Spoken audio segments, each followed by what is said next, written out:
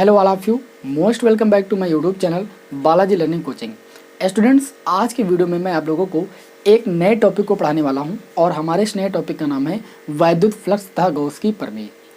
और इस टॉपिक के अंतर्गत सबसे पहले मैं आपको ये बताऊंगा कि क्षेत्रफल वेक्टर क्या होता है, फिर समतलीय कोण, घन कोण और वैद्युत फ्लक्स इत्यादि के बारे में आपको मैं बताने वाला हूँ इस पूरे वीडियो में। तो ये वीडियो आप सभी के लिए बहुत ही ज़्यादा इंपॉर्टेंट है। यहाँ पर परिभाषाओं को बहुत ही अच्छी तरीके से मैं आपको बताने वाला हूँ। पूरी क्लास को ध्यान से देखिएगा, ये पूरी क्लास आपके लिए बहुत ज़्यादा इंपॉर्टेंट है। चलिए बिना टाइम को लॉस किए अपनी क्लास को हम स्टार्ट करते हैं। तो सबसे पहले हम इस टॉपिक के अंतर्गत ये जानेंगे कि हमारा क्षेत्रफल वेक्टर क्या होता है। भाई क्षेत्रफल वेक्टर क्या होता है? क्षेत्रफल वेक्टर को हम इंग्लिश में बोलते हैं एरिया वेक्टर। क्या बोलते हैं भाई? Area vector. जैसे किसी हम समतलीय क्षेत्रफल की बात करें तो किसी समतलीय क्षेत्रफल में परिमाण के साथ साथ दिशा भी होती है। किसी समतलीय क्षेत्रफल में परिमाण के साथ साथ दिशा भी होती है, और जो वो समतलीय क्षेत्रफल की दिशा होती है वो उस पृष्ठ पर बाहर की ओर खींचे गए अभिलंब की दिशा होती है। ठीक है, जो क्षेत्रफल की दिशा होती है वो उस पृष्ठ पर बाहर की ओर खींचे गए अभिलंब की दिशा ही होती है। जैसे यहाँ पर हम आपके सामने एक पृष्ठ खींचे, ध्यान से देखिएगा, जैसे एक पृष्ठ खींचे, ठीक है, तो इस पृष्ठ के क्षेत्रफल की जो दिशा होगी वो इस पृष्ठ से बाहर की ओर खींचे गए अभिलंब की दिशा के बराबर होगी।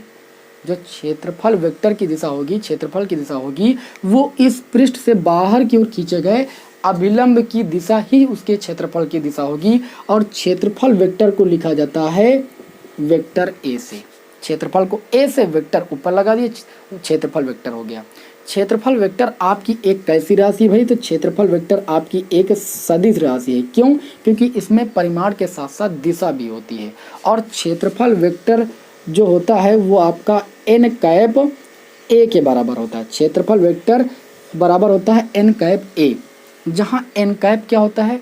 जहाँ एन कैप जो होता है वो उस पृष्ठ से बाहर की ओर खींचे गए अभिलंब एकांक वेक्टर है। ठीक है, पृष्ठ से बाहर की ओर खींचे गए अभिलंब के अनुदिश एकांक वेक्टर को हम क्या बोलते हैं? एन कैप बोलते हैं।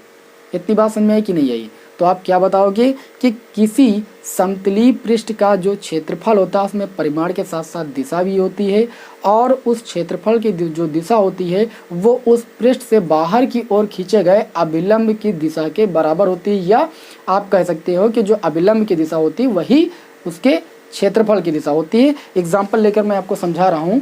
जैसे मान लीजिए कि ये मैंने आपके सामने एक जो है समतलीय क्षेत्रफल, देखिए यहाँ पर आपके सामने एक बुक लिया, तो इसका कुछ क्षेत्रफल है, तो इसके जो क्षेत्रफल की दिशा होगी वो इस क्षेत्रफल के अभिलंबवत जो ये आपका होगा, इसी की दिशा को हम क्या बोलेंगे भाई? क्षेत्रफल की दिशा बोलेंगे। इस पृष्ठ के क्षेत्रफल की दिशा कौन सी होगी भाई? इस पृष्ठ से अभिलंबवत बाहर की ओर। ठीक है, तो आप समझ गए होंगे कि जो क्षेत्रफल की दिशा होती है वो उस पृष्ठ से बाहर की ओर अभिलंबवत होती है। क्लियर इतनी बात? चलिए आगे अब आपको हम बताते हैं कि जो है समतलीय कोण और घन कोण के बारे में। और याद रखना कि क्षेत्रफल आपकी एक सदिश राशि है। ठीक है, कैसी राशि है भाई? सदिश राशि है। तो अब यहाँ पर अगली हेडिंग आप लगा लीजिएगा, समतलीय कोण। समतलीय कोण आप सभी लोग जानते हो भाई। समतलीय कोण, यहाँ पर दो चीज़ों के बारे में मैं आपको बताने वाला हूँ। पहला भाई समतलीय कोण, और दूसरा इसी के साथ में मैं आपको बताने वाला हूँ घन कोण। किसके बारे में भाई? घन कोण, जिसको बोलते हैं सॉलिड एंगल। तो ध्यान से देखिएगा, ये दोनों चीज़ें बहुत ज़्यादा इंपॉर्टेंट हैं। जैसे मान लीजिए, अब सबसे पहले ये बता देते हैं कि समतलीय कोण बनता कहाँ है, घन कोण कहाँ बनता है। समतलीय कोण जो होता है वो दो विमीय वस्तुओं में बनता है, और जो घन कोण होता है वो आपका त्रिविमीय वस्तु में बनता है। त्रिविमीय मतलब जिसमें क्षेत्रफल के साथ साथ आयतन भी हो। ठीक है, और दो विमीय जिसमें सिर्फ क्षेत्रफल हो। दो विमीय का मतलब जिसको 2D आप बोलते हो। ठीक है, जिसमें केवल क्षेत्रफल हो उसमें आपका समतलीय कोण बनता है, जिसमें क्षेत्रफल के साथ साथ आयतन भी हो उसमें आपका घन कोण बनता है। जैसे देखिए यहाँ पर समतलीय कोण की अगर हम बात करें, जैसे यहाँ पर एक हम वृत्त बना लें। वृत्त आपका क्या होता है भाई? दो विमीय होता है। ठीक है, और ये हम वृत्त का केंद्र मान लें, और वृत्त के केंद्र से परिधि तक की दूरी को हम कितना क्या बोलते हैं भाई? त्रिज्या बोलते हैं। ठीक है, और इस वृत्त की परिधि पर दो बिंदु मान ले, एक बिंदु ए मान ले, एक बिंदु हम बी मान लें। तो ये जो हो जाएगी वो क्या हो जाएगी? वृत्त की चाप हो जाएगी, इसको हम एस नाम दे दें। तो इस वृत्त की इस चाप द्वारा, ये ए बी चाप द्वारा इस वृत्त के केंद्र पर यहाँ पर जो कोण अंतरित होता है इसी को हम बोलते हैं भाई समतलीय कोण। क्या बोलते हैं भाई? समतलीय कोण बोलते हैं। ध्यान से समझिएगा, किसी वृत्त की चाप द्वारा वृत्त के केंद्र पर अंतरित कोण क्या कहलाता है? समतलीय कोण कहलाता है। ये आप सभी लोगों ने अच्छे तरीके से पढ़ा है और आपको पता है कि कोण बराबर क्या होता है? सूत्र होता है चाप बटे त्रिज्या। कोण बराबर होता है चाप बटे त्रिज्या। तो कोण को लिखा जाता है थीटा से। चाप को यहाँ पर मैंने बोला है कि एस है तो एस लिख दिया, और त्रिज्या आपके क्या है? यहाँ पर केंद्र को आप ओ नाम दे दीजिए। ओ से ए बिंदु तक की जो दूरी है वो आपकी त्रिज्या कहलाती है। त्रिज्या को हमने आर से लिख दिया, तो थीटा बराबर हो गया एस अपान आर। कोण का जो मात्रक होता है वो आपका होता है रेडियन। क्या होता है भाई? रेडियन होता है। कोण का मात्रक रेडियन होता है और घन कोण का मात्रक स्टेरेडियन होता है। और ये दोनों जो है पूरक राशियां हैं, इनकी कोई विमा नहीं होती है। आगे यहाँ पर बात करें हम, तो जैसे हमें इसको जो है डिफ्रेंसिएशन फॉर्म में लिखना हो तो डिफ्रेंसिएशन फॉर्म के लिए यहाँ पर लिखेंगे d theta equal to d s upon में आर। ये डिफ्रेंसिएशन फॉर्म हो गया। और अगर हम इसका समाकलन कर दें, समाकलन का मतलब बंद समाकलन कर दें, देखिए भाई अगर हम इसका बंद समाकलन कर दें, देखिए भाई बंद समाकलन करेंगे तो बंद समाकलन का मतलब होता है संपूर्ण समाकलन।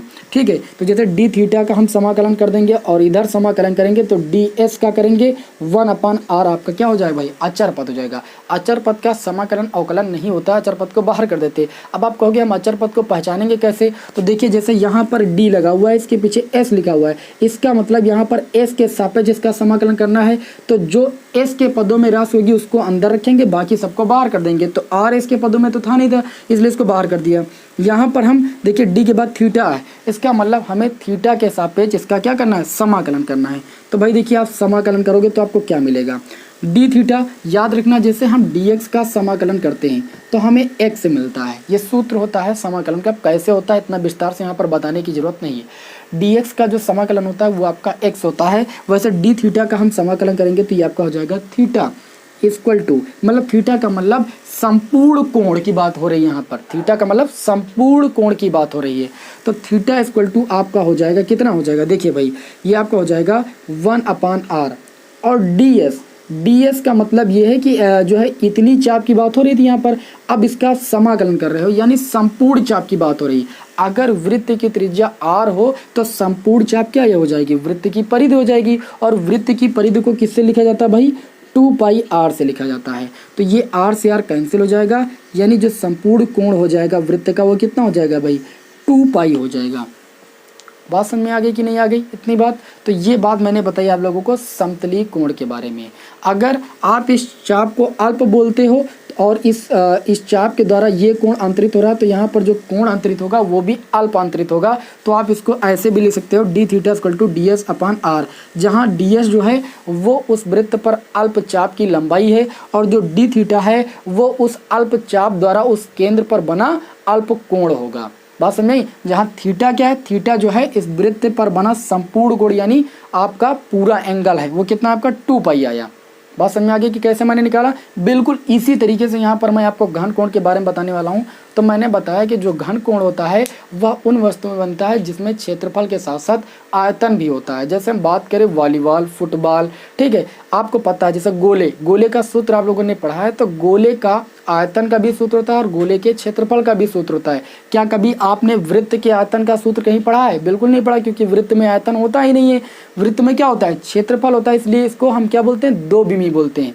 ठीक है, तो यहाँ पर देखिए घन कोण, सबसे पहले याद रखिए कि जो घन कोण होता है वह उन वस्तुओं में बनता है जिसमें क्षेत्रफल के साथ साथ आयतन भी होता है। जैसे यहाँ पर हम आपके सामने एक गोला ले लें, जैसे यहाँ पर मैंने आपके सामने एक गोला बना लिया, ठीक है। अब गोले का क्षेत्रफल आप सभी को पता है, गोले में आयतन भी होता है, ये भी आप सभी को पता है। इस गोले का एक हम अल्प पृष्ठ ले लें, मान लीजिए यहाँ पर एक अल्प पृष्ठ ले लेते हैं जिसका जो क्षेत्रफल वो कितना है आपका, मान लीजिए डीए, कितना है? डीए। और इस पृष्ठ के द्वारा इस गोले के केंद्र पर मान लीजिए आपका जो कोण बन रहा है, इस अल्प पृष्ठ के द्वारा इस गोले के केंद्र पर जो कोण बनता है, इसी कोण को हम बोलते हैं भाई घन कोण बोलते हैं। क्या बोलते हैं भाई? घन कोण बोलते हैं। क्योंकि यहाँ पर इस अल्प पृष्ठ के द्वारा इस गोले के केंद्र पर कोण बन रहा है, इसलिए यहाँ पर आपका भाई अल्प घन कोण बनेगा। लेकिन गोले के पृष्ठ के द्वारा गोले के केंद्र पर जो कोण बनता है उसी को हम बोलते हैं घन कोण। तो घन कोण को लिखते हैं ओमेगा से, क्योंकि अल्प पृष्ठ द्वारा बन रहा है तो यहाँ पर हम लिख सकते हैं डी ओमेगा। जबकि घन कोण को लिखा किससे जाता है, ओमेगा से लिखा जाता है। और घन कोण का मात्रक क्या होता है भाई, एस्टेरेडियन होता है। तो आप बोल सकते हो कि घन कोण क्या होता है कि किसी गोली पृष्ठ का क्षेत्रफल, किसी गोली पृष्ठ का क्षेत्रफल गोले के केंद्र पर जो कोण अंतरित करता है उसे हम क्या कहते हैं भाई, घन कोण कहते हैं। ठीक है, बात समझ में कि नहीं है, घन कोण किसे कहते हैं। और घन कोण को किससे लिखते हैं भाई, हम ओमेगा से लिखते हैं। घन कोण का सूत्र होता है घन कोण बराबर, जैसे यहाँ पर मैंने अभी आप लोगों को सूत्र बताया, किसका बताया, कोण का। कोण बराबर होता है चाप बटे त्रिज्या। वैसे घन कोण का सूत्र होता है आपका, देखिए, क्षेत्रफल, पृष्ठीय क्षेत्रफल और बटे में त्रिज्या का स्क्वायर। जिस क्षेत्रफल के द्वारा गोले के केंद्र पर कोण अंतरित हो रहा है, जिसे हम घन कोण कहते हैं, उसका क्षेत्रफल बटे त्रिज्या का स्क्वायर, ये होता है घन कोण का सूत्र। तो यहाँ से देखिए घन कोण को हम लिखते हैं किससे, ओमेगा से। क्योंकि यहाँ पर जो आपका पृष्ठ है वो अल्प है, तो अल्प पृष्ठ को हम लिख देंगे यहाँ पर डी ए से।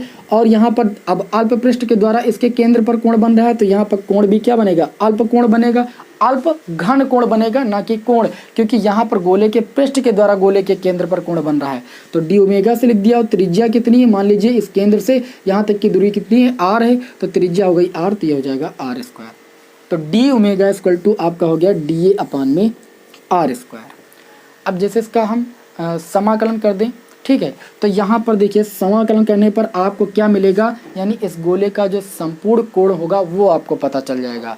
तो यहाँ पर देखिए भाई समाकलन कर देंगे, बंद समाकलन, तो डी ओमेगा इक्वल टू आपका हो जाएगा, ये आपका देखिए हो जाएगा 1/r स्क्वायर बाहर, और ये आपका डी ए का हो जाएगा, क्योंकि 1/r स्क्वायर आपको अभी मैंने बताया कि अचर पद है। ठीक है, तो यहाँ पर a के सापेक्ष आपको समाकलन करना है, यहाँ पर w के सापेक्ष। अभी बताया कि dx का x होता है जैसा समाकलन, वैसे यहाँ पर dw का कितना हो जाएगा, w 1/r स्क्वायर बाहर हो गया भाई।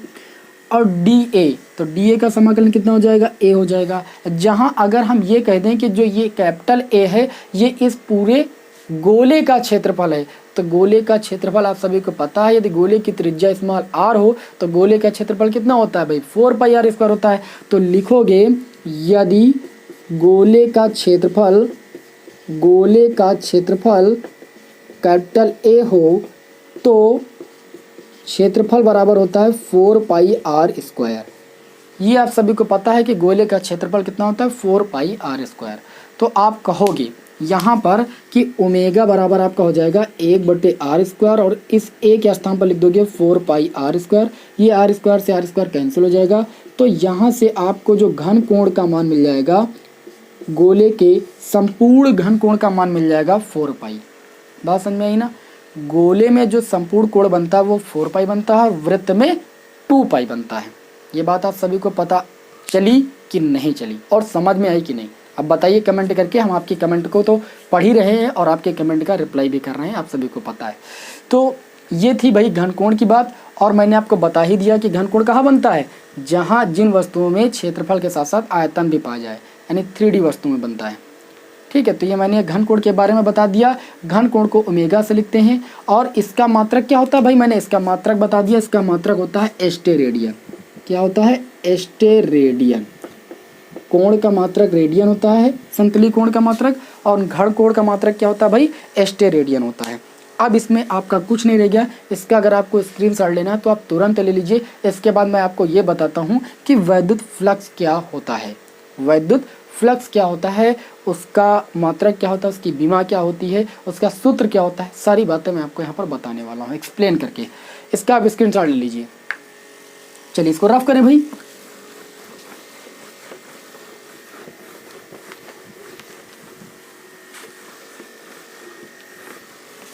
तो अब चलिए इसी क्रम में आप लोगों को हम ये बता देते हैं कि वैद्युत फ्लक्स क्या होता है। इसके बारे में डीपली आपको समझा देंगे, और बहुत ही इम्पोर्टेंट परिभाषा है वैद्युत फ्लक्स। इसको इंग्लिश में बोलते हैं इलेक्ट्रिक फ्लक्स। वैद्युत फ्लक्स किसे कहते हैं भाई, वैद्युत फ्लक्स क्या होता है। जैसे हम एक आवेश की बात करें, ये आपका एक आवेश हो गया, ठीक है। तो इसके चारों ओर के क्षेत्र होगा, और आपको पता है मैंने आप लोगों को वैद्युत बल रेखाओं के गुण बताए हैं कि वैद्युत बल रेखाएं जो होती है वो धन आवेश से निकलकर ऋण आवेश पर समाप्त होती हैं, ठीक है। इस टाइप से हमने आप लोगों को वैद्युत बल रेखाओं के गुण बताए। अगर ये आपका आवेश है तो वैद्युत बल रेखाएं इस आवेश से ऐसे जो है निकलेंगी। थोड़ा समझिएगा, बहुत ही हल्की परिभाषा में आपको समझा दूंगा। ये वैद्युत बल रेखाएं जो है निकल लेंगी। आप सभी को पता है कि वैद्युत क्षेत्र को हम वैद्युत बल रेखाओं द्वारा ही प्रदर्शित करते हैं। वैद्युत क्षेत्र को हम वैद्युत बल रेखाओं द्वारा ही प्रदर्शित करते हैं। और यहाँ पर जो वैद्युत फ्लक्स है ये वैद्युत क्षेत्र का एक गुण है। तो यहाँ पर जैसे हमने एक आवेश माना, ठीक है, तो इस आवेश से जो वैद्युत बल रेखाएं निकल रही हैं इनके कारण जो ये आपका एक वैद्युत क्षेत्र है, जो वैद्युत क्षेत्र बन रहा है, इस वैद्युत क्षेत्र में कोई एक हम काल्पनिक पृष्ठ ले आए। जैसे मान लीजिए ये पृष्ठ ले आए इन वैद्युत बल रेखाओं के क्षेत्र में, ऐसे कोई काल्पनिक पृष्ठ ले आए, तो इस काल्पनिक पृष्ठ से ये जो गुजरने वाली वैद्युत बल रेखाओं की संख्या की माप होगी उसी को हम बोलेंगे वैद्युत फ्लक्स।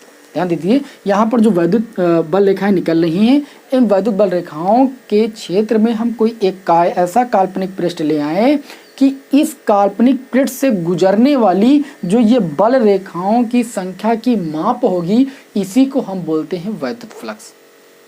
समझ गए? जैसे इसको दूसरी लैंग्वेज में आपको समझाने की कोशिश करें, तो मैंने आपको बहुत सरल लैंग्वेज में समझा दिया, अब इससे सरल लैंग्वेज नहीं हो सकती है। किसी वैद्युत क्षेत्र में रखे काल्पनिक पृष्ठ से होकर गुजरने वाली वैद्युत बल रेखाओं की संख्या जो होती है या संख्या की जो माप होती है उसी को हम बोलते हैं वैद्युत फ्लक्स। जैसे मान लीजिए एक हम वैद्युत क्षेत्र को जो है हमने बताया कि वैद्युत बल रेखाओं द्वारा प्रदर्शित करते हैं। तो मान लीजिए कि एक वैद्युत क्षेत्र है, उसमें हम एक काल्पनिक पृष्ठ की रचना कर लेते हैं। मान लीजिए ये आपका एक काल्पनिक पृष्ठ है, ठीक है। तो वैद्युत क्षेत्र में ये रखा एक काल्पनिक पृष्ठ है। इस काल्पनिक पृष्ठ से गुजरने वाली, ध्यान दीजिएगा भाई, इस काल्पनिक पृष्ठ से गुजरने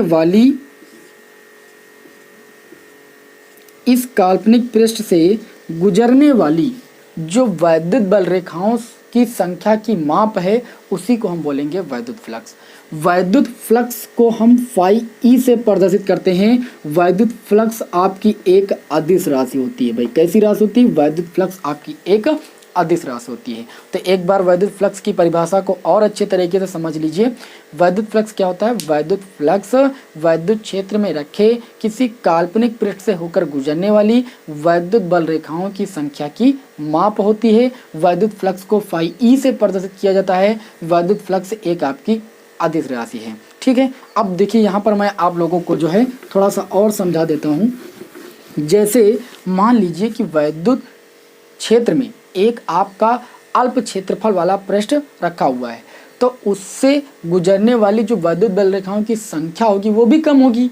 तो जब वैद्युत बल रेखाओं की संख्या कम होगी तो इसका मतलब गुजरने वाला जो वैद्युत बल रेखाओं की संख्या होती है उसको वैद्युत फ्लक्स बोलते हैं। इसका मतलब जब वैद्युत बल रेखाओं की संख्या ही कम होगी तो वैद्युत फ्लक्स भी तो कम होगा। तो हम यहाँ पर लिखेंगे कि जो वैद्युत फ्लक्स आपका हो जाएगा, वैद्युत फ्लक्स वो आपका हो जाएगा डी फाई। यहाँ पर एक लाइन लिख सकते हो कि अल्प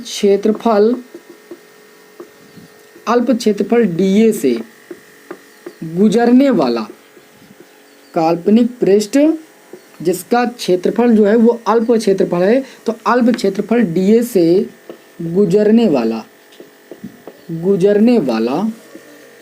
वैद्युत फ्लक्स। पहले आप परिभाषा लिख लोगे जो मैंने बोला है, ठीक है। अब जैसे मान लीजिए कि हमने मान लिया कि वैद्युत क्षेत्र में एक ऐसा काल्पनिक पृष्ठ है जिसका जो क्षेत्रफल है वो आपका अल्प है।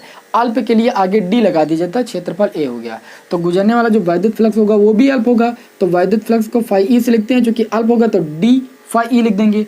तो d phi E equal to आपका हो जाएगा ई इंटू में भाई डी ए। क्योंकि मैंने आपको बताया कि वैद्युत फ्लक्स आपकी एक अदिश राशि है, ठीक है। तो किसी अदिश राशि को प्राप्त करने के लिए क्या करते हैं? हम डॉट प्रोडक्ट करते हैं। तो यहाँ पर जो आपका ई है और जो डी है इसका डॉट प्रोडक्ट करेंगे। आपको पता है कि जो ई है जिसको हम बोलते हैं वैद्युत क्षेत्र आपकी एक सदिश राशि होती है वैद्युत क्षेत्र की तीव्रता, और ए जो है वो आपका क्षेत्रफल है। मैंने अभी आपको बताया कि क्षेत्रफल भी आपकी एक सदिश राशि है। तो दो सदिश राशियों का यहाँ पर क्या करेंगे भाई? डॉट प्रोडक्ट करेंगे, तभी तो एक अदिश राशि मिलेगी हमें। तो यहाँ पर देखिए ये आपका हो जाएगा d phi E equal to, आपने सूत्र पढ़ा है कि vector A dot vector B का जो डॉट प्रोडक्ट होता है दो सदिश राशियों का, वो आपका ए बी कॉस थीटा होता है। कितना होता है भाई? ए बी कॉस थीटा होता है। इस सूत्र का यहाँ पर यूज करेंगे।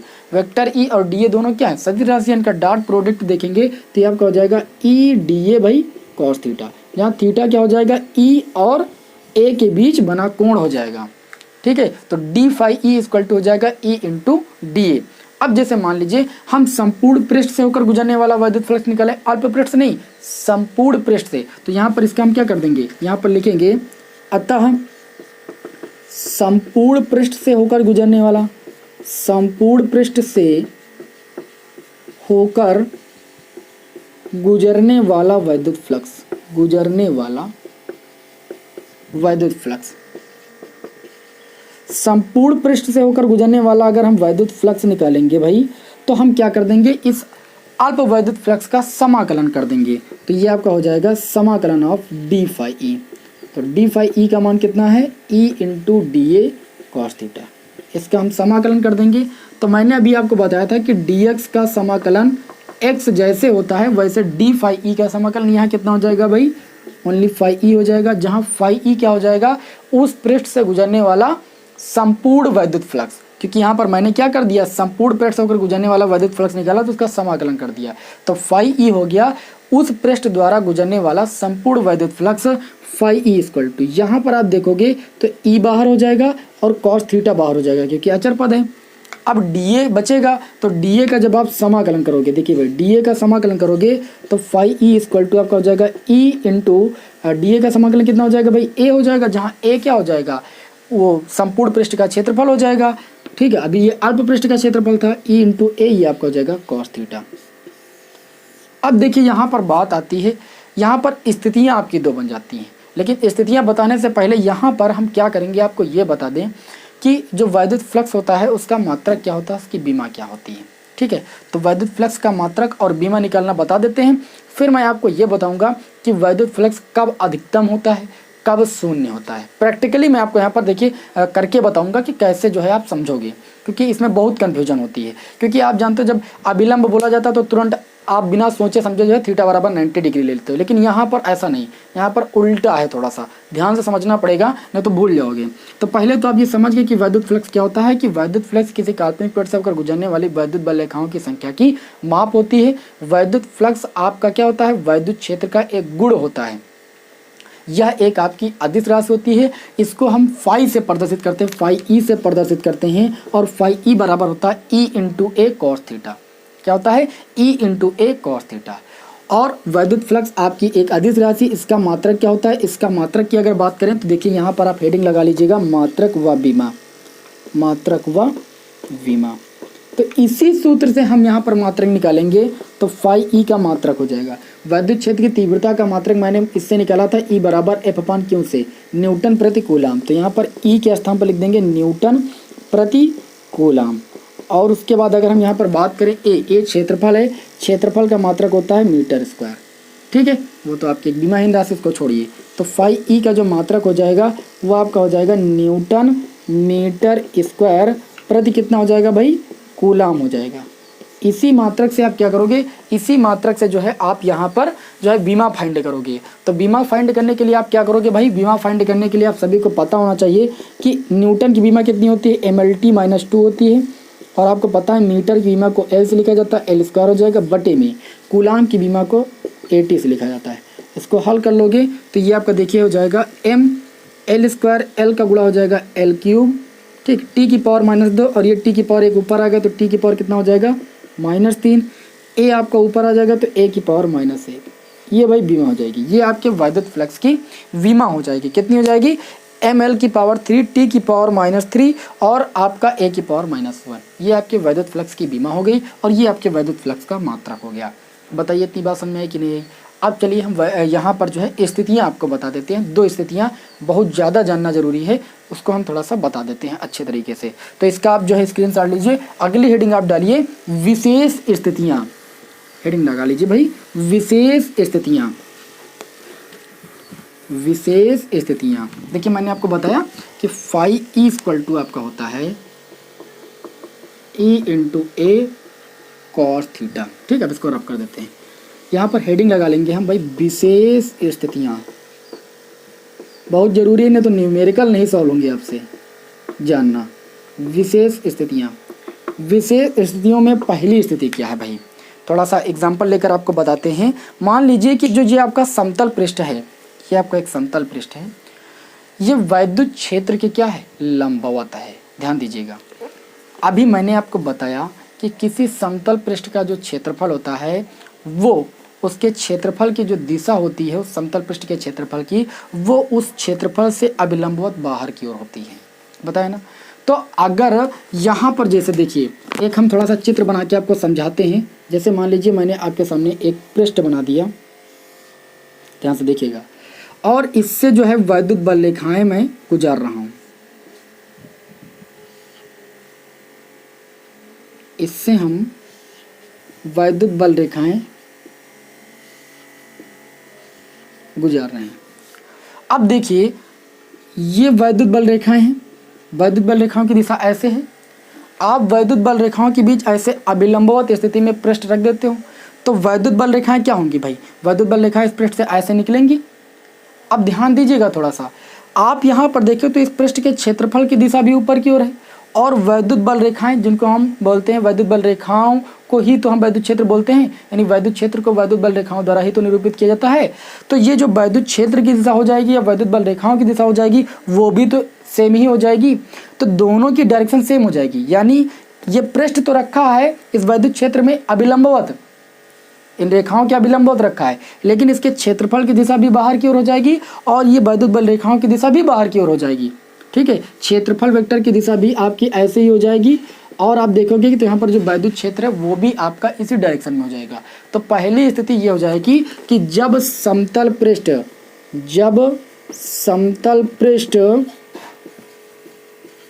क्या हो भाई, वैद्युत क्षेत्र ई के अभिलंबवत हो, जैसे मैंने अभी आपको बताया, तो कोण कितना बनेगा भाई, इतनी बात तो आप सभी को समझ में आ गई होगी। अभिलंबवत हो तो ई और ए के बीच कितना एंगल बनेगा, वैद्युत क्षेत्र भी इसी डायरेक्शन में, और आपको जो क्षेत्रफल की दिशा है, जो भी पृष्ठ आप अभिलंब रख रहे हो उसकी भी डायरेक्शन एक ही। तो मतलब दोनों क्या है, एक ही दिशा में है, और एक ही दिशा में होने का मतलब जो थीटा होगा वो कितना होगा भाई, 0 डिग्री होगा। तो आपका गुजरने वाला जो वैद्युत फ्लक्स मैंने बताया फाई ई बराबर कितना हो जाएगा, ई ए कॉस थीटा भी सूत्र बताया, और जैसे थीटा के स्थान पर आप कितना रखोगे भाई, 0 डिग्री रखोगे, तो ई इंटू ए कॉस 0 हो जाएगा, और कॉस 0 की वैल्यू कितनी होती है, 1 होती है। तो गुजरने वाला जो वैद्युत फ्लक्स होगा वो भाई महत्तम होगा, यानी ई इंटू ए होगा। स्थिति समझ में आई कि नहीं आई, इसमें बहुत ज़्यादा कंफ्यूजन होती है। देखो यहाँ पर पृष्ठ रखा है अभिलंबवत, आप तुरंत थीटा बराबर 90 डिग्री लगा देते हो और वैद्युत फ्लक्स शून्य आ जाता है न्यूमेरिकल में, लेकिन ऐसा नहीं है। अगर पृष्ठ आपका अभिलंबवत रखा है तो पृष्ठ के क्षेत्रफल की जो दिशा होगी वो भी बाहर की होगी, और वैद्युत बल रेखाओं की दिशा भी उसी ओर होगी। मतलब दोनों की डायरेक्शन सेम होने की वजह से जो एंगल होता है वो आपका 0 डिग्री हो जाता है। आगे बात करें दूसरी स्थिति, तो दूसरी स्थिति क्या होती है, अब यहाँ पर पृष्ठ आपका वैद्युत क्षेत्र के लंबवत रखा था। अब इस पृष्ठ को हम क्या करते हैं, जब समतल पृष्ठ को जो है वैद्युत क्षेत्र ई के समांतर रखने पर, जब समतल पृष्ठ को हम वैद्युत क्षेत्र के समांतर रख देंगे, यानी वैद्युत बल रेखाओं के समांतर रख देंगे, तो थोड़ा सा इस फिगर को रफ करते हैं और आपको यहाँ पर देखिए हम प्रैक्टिकली समझाते हैं। जैसे मान लीजिए कि वैद्युत बल रेखाएं, मान के लीजिए वैद्युत बल रेखाएं ऐसे गुजर रही हैं, ये वैद्युत बल रेखाएं गुजर रही हैं। अब जो ये हमारा पृष्ठ है, ठीक है, ये आपका समतली पृष्ठ है, इसको हमने क्या कर दिया, ऐसे रख दिया। अभी तक हमने ऐसे रखा था, अब इसको हमने ऐसे रख दिया, यानी समतल पृष्ठ जो है वैद्युत क्षेत्र के समांतर रखने पर, वैद्युत क्षेत्र आपका इस डायरेक्शन में है तो हमने समतल पृष्ठ ऐसे रख दिया। अब ध्यान दीजिए, अगर हम समतल पृष्ठ ऐसे रख देते हैं तो आपको पता है कि समतल पृष्ठ के जो क्षेत्रफल की दिशा होती है वो आपकी उस पृष्ठ से बाहर लंबवत होती है, तो इसके जो क्षेत्रफल की दिशा हो जाएगी वो इधर हो जाएगी, और वैद्युत बल रेखाओं की दिशा जो हो जाएगी वो उधर हो जाएगी, यानी ई की दिशा ऊपर और क्षेत्रफल की दिशा इधर। तो ई और ए के बीच कितना एंगल बनेगा भाई, 90 डिग्री का एंगल बनेगा, यानी थीटा बराबर कितना हो जाएगा भाई, 90 डिग्री। बस यही बात आपको समझनी थी, इसमें बहुत भैया कन्फ्यूजन होती है। ठीक है, तो ये आपका गुजरने वाला जो वैद्युत फ्लक्स हो जाएगा द्वितीय स्थिति में ई इंटू ए, और थीटा के स्थान पर कितना रखोगे, 90 डिग्री, तो फाई ई बराबर हो जाएगा ई इंटू ए, कॉस 90 की वैल्यू 0, यानी गुजरने वाला वैद्युत फ्लक्स क्या होगा भाई, शून्य होगा। क्या होगा भाई, शून्य होगा। याद रखना कि जब पृष्ठ को, किसी समतलीय पृष्ठ को वैद्युत क्षेत्र के समांतर रखा जाता है तो आपका जो वैद्युत फ्लक्स होता है वो शून्य होता है, और जब लंबवत रखा जाता है तो आपका जो गुजरने वाला वैद्युत फ्लक्स होता है वो आपका कितना होता है, E/A होता है। बताइए भाई, आज की क्लास में मैंने आप लोगों को क्या बताया, क्षेत्रफल वेक्टर के बारे में बहुत डीपली समझाया, घन कोण के बारे में, समतलीय कोण के बारे में भी बताया, और इस साथ में मैंने आप लोगों को वैद्युत फ्लक्स के बारे में बताया। इसका मात्रक बीमा निकालना बता दिया, इसकी स्थितियाँ मैंने बता दी। आज की क्लास आप सभी लोगों को कैसी लगी कमेंट बॉक्स में हमें जरूर बताइएगा। नेक्स्ट क्लास में मैं आप लोगों को गॉस की प्रमेय बताऊंगा, उसका निगमन यानी उसका प्रूफ भी बताऊंगा, और गॉस के नियम के अनुप्रयोग बताएंगे। फिर उसके बाद इस चैप्टर को समाप्त करने के बाद न्यूमेरिकल आपको पढ़ाएंगे। इसी तरीके से आप हमारे चैनल पर बने रहिए, और टेलीग्राम चैनल को अगर नहीं ज्वाइन किया तो जरूर ज्वाइन कर लीजिए। वहाँ पर मैं आप लोगों को महत्वपूर्ण PDF जो है, नोट्स जो है उपलब्ध कराता रहूँगा। ठीक है, चलिए फिर मिलते हैं किसी नेक्स्ट वीडियो में। जय हिंद, जय भारत।